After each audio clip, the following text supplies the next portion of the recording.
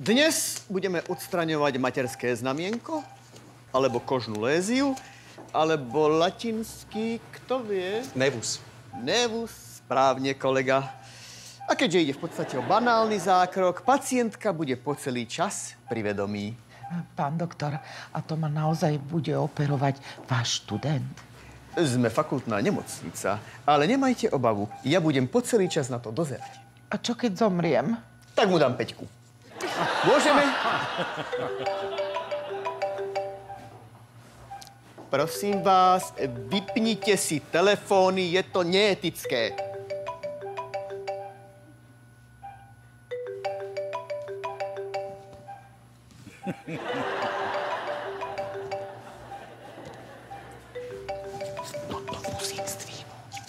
Nech sa páči, mladý kolega, ujmite sa toho.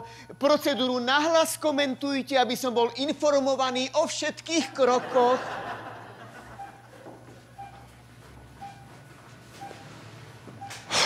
Poprosím skalpel.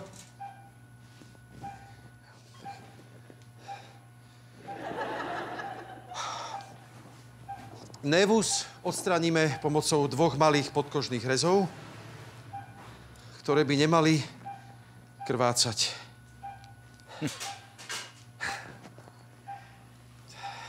Teraz znamienko odoberieme.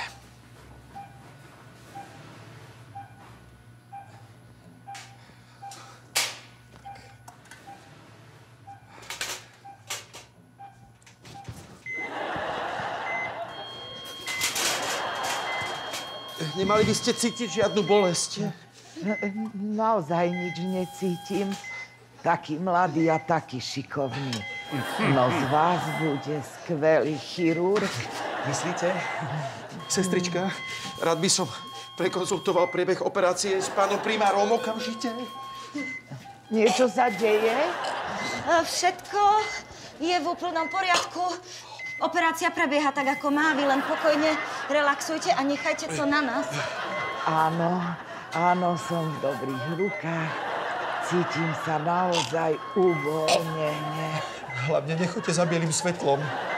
Pán primár, poprosil by som o drobnú konzultáciu. Áno, nech sa páči. Vidím, že operácia prebieha dobre, takže moja ďalšia prítomnosť už nie je potrebná a preto odchádzam na konferenciu. A kam, pán doktor?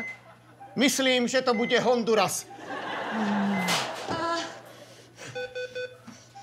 Tak, nech sa páči. Niečo na zahustenie krvi. A čo to je? Uvoľňujúce elektrolyty. Myslím si, že tu sme už teda skončili. Pokojne relaxujte. A myslím si, že aj my by sme mali, sestrička. Čo poviete? Krátka dovolenka by nezaškodila. Belize bude ideálna. Ešte som sa chcela spýtať, koľko to bude stáť.